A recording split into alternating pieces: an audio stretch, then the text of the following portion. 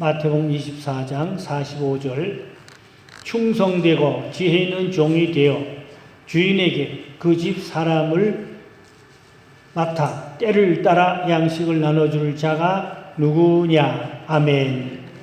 여기 말씀 보면은 때를 따라 양식이라는 말씀이 있습니다. 때를 따라 양식. 오늘 저녁에 함께 은혜 받을 말씀은 때를 따라 먹을 양식이라는 제목으로 은혜를 나누려고 합니다. 우리나라 민속 전통은 그 절기 먹는 양식이 있어요. 동지하면 뭘 먹어요? 팥죽이지요. 그러면 추석에는 송편이지요. 복날에는 삼계탕. 여름에 복날쯤 되면은 뭐 핸드폰에 삼계탕이 얼마나 날라오는지 다 못 먹을 정도로 날라와요. 또 설날에는 떡국 그러지요. 정월 대보름하면 오곡밥 그럽니다. 요즘에는 안 그렇지만 옛날에는 잔치집 하면 국수라 그랬죠. 잔치집 하면 국수. 옛날엔 그랬어요. 요즘에는 많이 변화됐지만. 근데 이스라엘의 절기를 보니까 가장 중요한 절기가 6월절이지요. 6월절에 틀림없이 빼놓지 않고 먹을 음식이 뭔가 하니까 쓴나물. 그 쓴나물 꼭 먹어요. 3,500년 됐는데 지금도 꼭 먹어요. 왜 쓴나물 먹어요? 애굽에서 고난받은 것을 기념하기 위해서 쓴나물을 먹습니다. 식어온 음식, 다 뭐 쓴박이나 뭐 쑥이나 뭐 그런 것들이 대략 여러 가지가 있어요. 식어온 그러한 나물들을 먹으면서 애굽에서 고난받은 날을 기념하고 그러는 것입니다. 우리 또 교회 절기를 보니까 성탄절에는 성탄절 메시지가 있지요. 부활절에는 역시 부활절 메시지고 장례식에는 역시 장례식 메시지지요. 결혼식에는 당연히 결혼식의 메시지지요.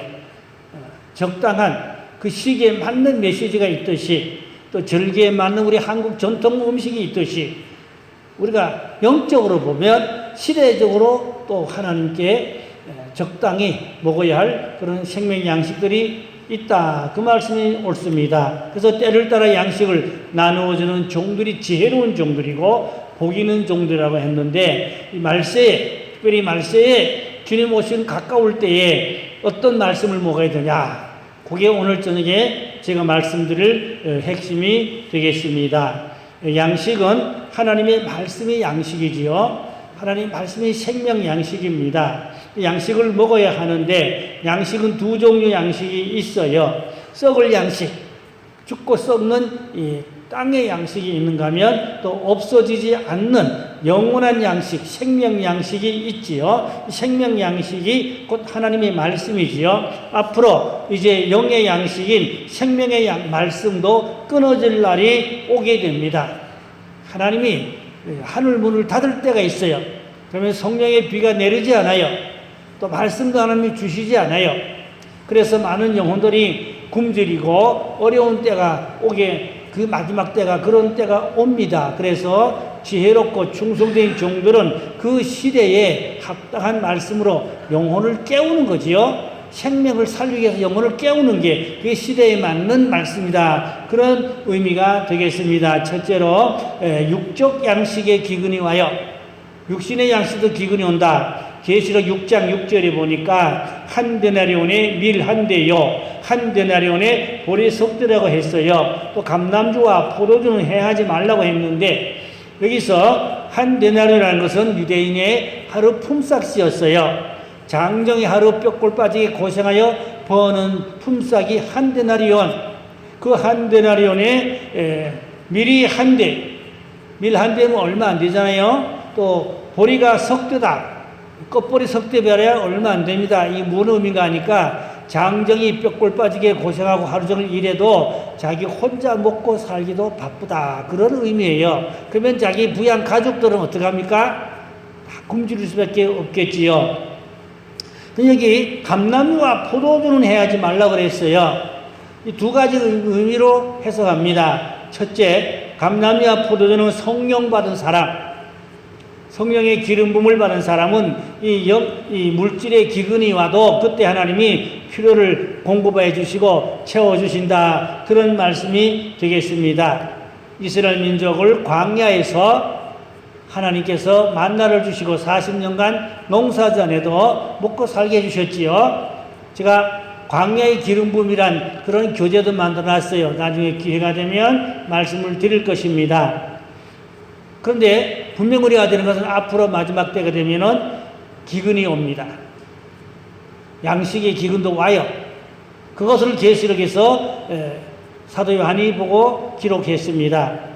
구체적인 얘기는 너무 많고, 그런데 앞으로 그런 시기가 온다는 것만 우리가 알고 있어야 돼요.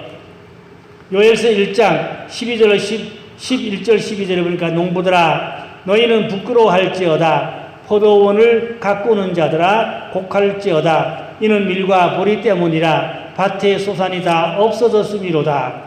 포도나무가 시들었고 무화과 나무가 말랐으며 석류나무와 대추나무와 사과나무와 밭의 모든 나무가 다 시들었으니 이러므로 사람들의 즐거움이 말랐도다. 개역 성경에는 사람들의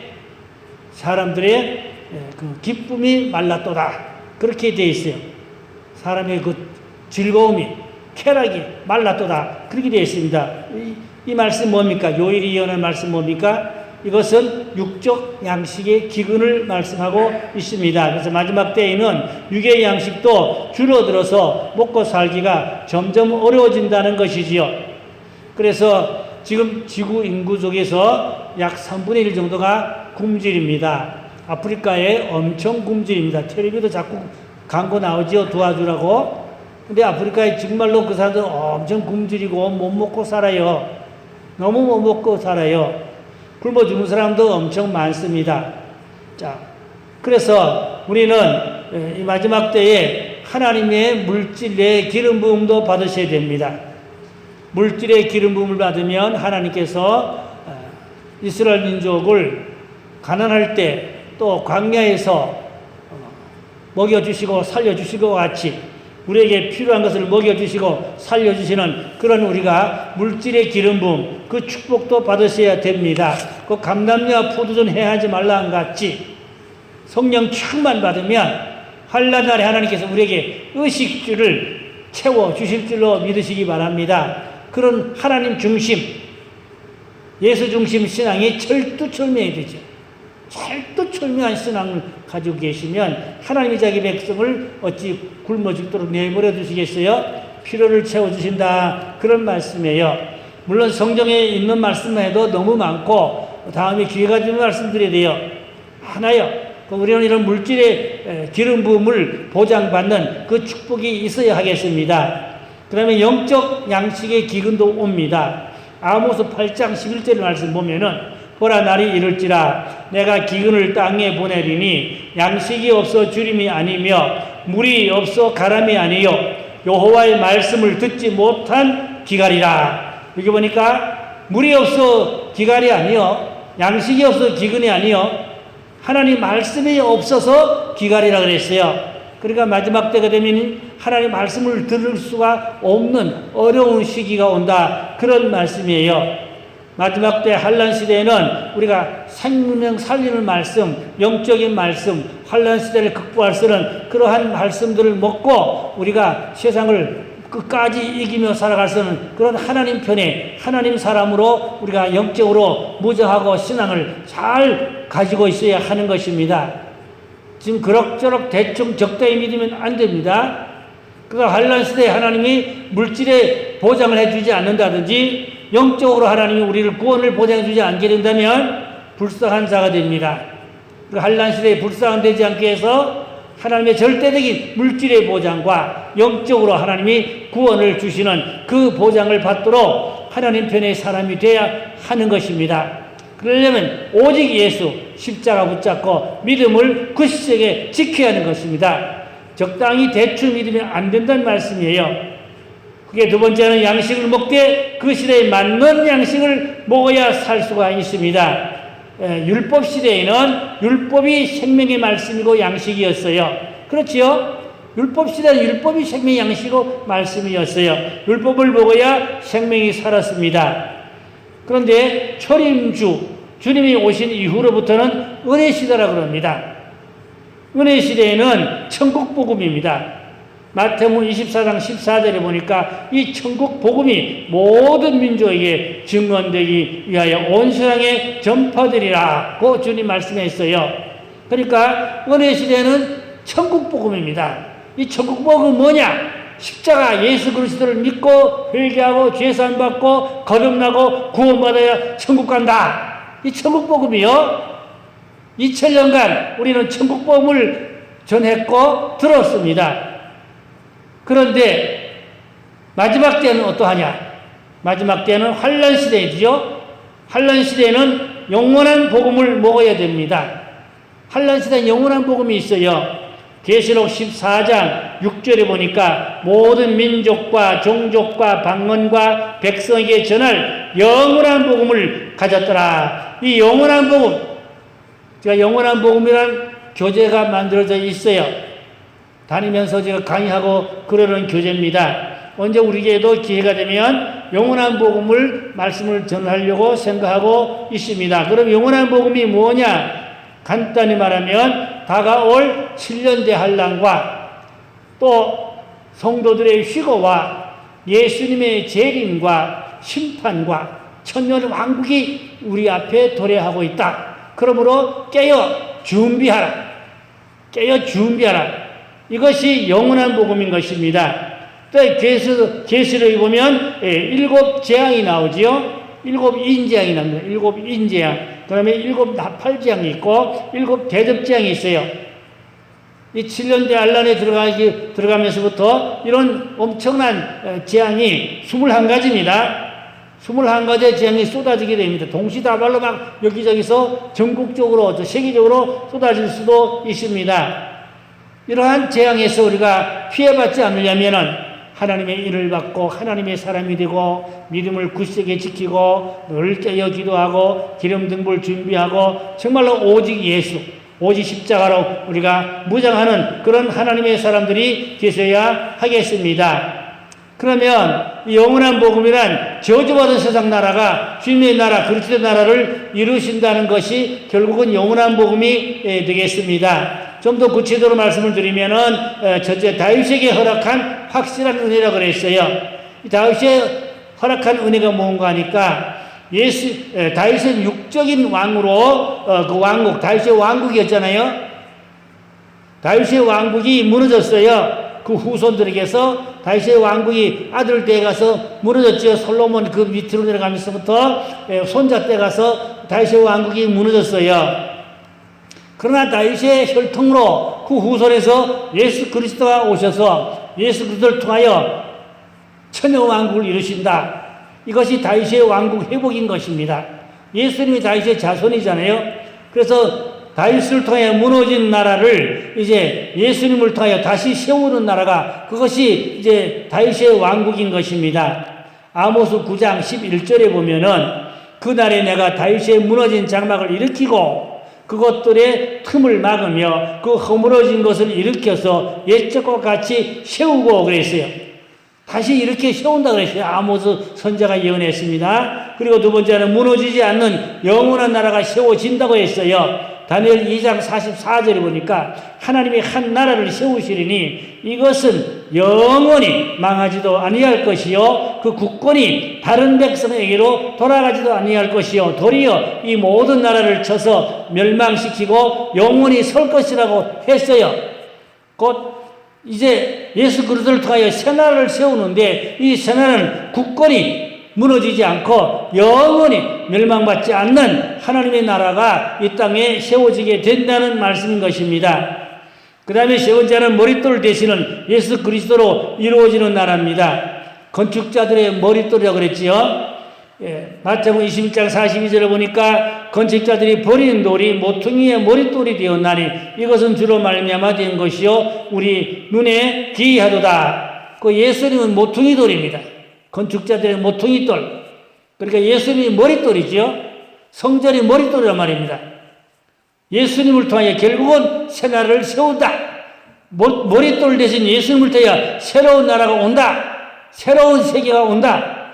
천년왕국이죠. 결국은 그 네 번째 그리스도가 천년 동안 왕노릇하는 나라를 이룬다 이 말입니다. 계시록 20장 4절 말씀 보면은 우상에게 경배하지 아니하고 그들의 이마와 손에 그의 표를 받지도 아니한 자들이 살아서 그리스도와 더불어 천년 동안 왕노릇하니 그 천년왕국을 말씀하고 있어요. 이게 천년왕국에 들어갈 자가 누굽니까? 우상에게 경배하지 아니하고 앞으로 마지막 때는 우상이 말을 한다고 그랬어요. 계시록에 봐요. 우상이 말을 해요. 그러면 사람들이 거기에 엎드려 절을 합니다. 일본에 신사가 있잖아요. 우리나라 외정시대 일본의 신사 때문에 많은 사람들이 순교를 다 했는데 일본의 신사에 가면은 인공지능이 사람입니다. 신입니다. 그러니까. 인공지능 사람으로 만들어진 신이 딱 앉아가지고 참배를 받아요. 절을 받아요. 그리고 복을 준다고 뭐라고 지시를 해요. 그 인공지능 신입니다. 사람이 만들어 놓은 인공지능 신이야. 그 신사요, 일본에. 그런데 사람들이 거기가 절하고, 거기서 복을 빌고, 그 지시하면 그 말을 받아가지고 질질 울고, 그 인공지능, 사람이 만든 인공지능 신이요, 그게. 그게 우상이 아니겠습니까? 계시록에서는 우상이 말한다. 그게 옛날에는 이해가 안 가는데, 근래 오니까, 아하, 이해가 가더라고요. 꼭 그렇다고 100% 단정하기는 조심스럽지만, 하여튼, 짐작컨대, 그렇지 않을까 싶어요. 인공지능으로 만든 우상이 말을 하고 참배를 받고 경배를 받고 거기서 복을 준다고 떠들고 있고 일본의 신사에 가면 실질적으로 그렇다 이 말입니다. 앞으로 인공지능 시대에 참 우리가 기독교인으로서 신앙생활에 장단점이 있어요. 좋은 건 취해도 되지만 해로운 건 버려야 되는 그러한 일들도 많이 있습니다. 요즘 목사님들이 인공지능 시대에 신앙생활이라는 세미나도 많이들 하고 있어요. 참고 하면 참 좋습니다. 받아들일 것도 있지만 못 받아들일 것도 있어요. 그 인공지능이. 그래서 인공지능이 뭐가 있다고요? 우상이 있다.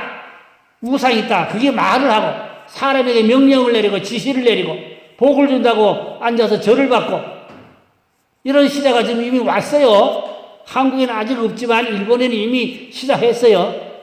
그러니 이제 마지막 때 우상에게 경배하지 아니한 자 그들의 이마와 손에 표를 받지 아니한 자, 짐승표지요. 666 표를 이마와 손에 받지 아니한 자, 이들이 이제 천년 동안 왕노를 한다고 말씀하고 있습니다. 그리고 마지막 때에 이러한 것을 어떻게 피하냐, 어떻게 이기냐, 이런 우리가 깨어있는 말씀으로 실제적으로 우리가 잘 알고 무장을 해야 된다. 그 말씀이에요.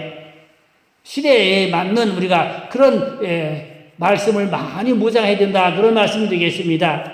그럼 천년왕국에 들어가게 되면 어떻게 되냐 하면은 마귀가 없는 왕국이지요. 예수 그리스도가 직접 천년을 왕국을 다스립니다. 왕국을 다스려. 그때 순교한 자들과 입맞은 자들이 왕권을 받습니다. 왕이 된다는 것보다는 왕과 같은 권세, 왕과 같은 그러한 누림, 그러한 축복이 있다는 것을 말씀하는 것이지요. 은혜 시대는 천국 복음으로 이제 산다고 그랬어요. 그러나 환란 시대는 영원한 복음을 우리가 잘 알고 배워서 이제 하나님의 인을 받고 또 환란에서 피해받지 않고 또 첫째 벌에 참여하고 천년왕국에 들어가도록 그렇게 우리가 깨어서 영적 무자하고 믿음 생활을 잘 해야 된다는 말씀이 되겠습니다. 계시록 20장 4절 말씀 보니까 또 내가 보좌들을 보니 거기에 앉은 자들이 있어 심판하는 권세를 받더라. 여기 심판하는 권세가 누군지 압니까? 순교자들입니다.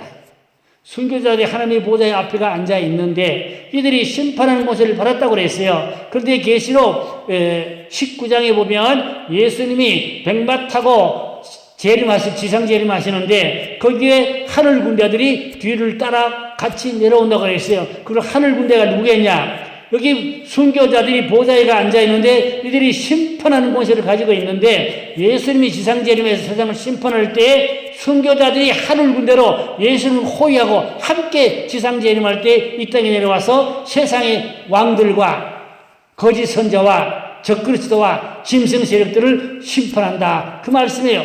분명히 순교자들이 심판하는 권세를 받았다고 여기 계시록 20장 4절에 분명히 말씀하고 있습니다.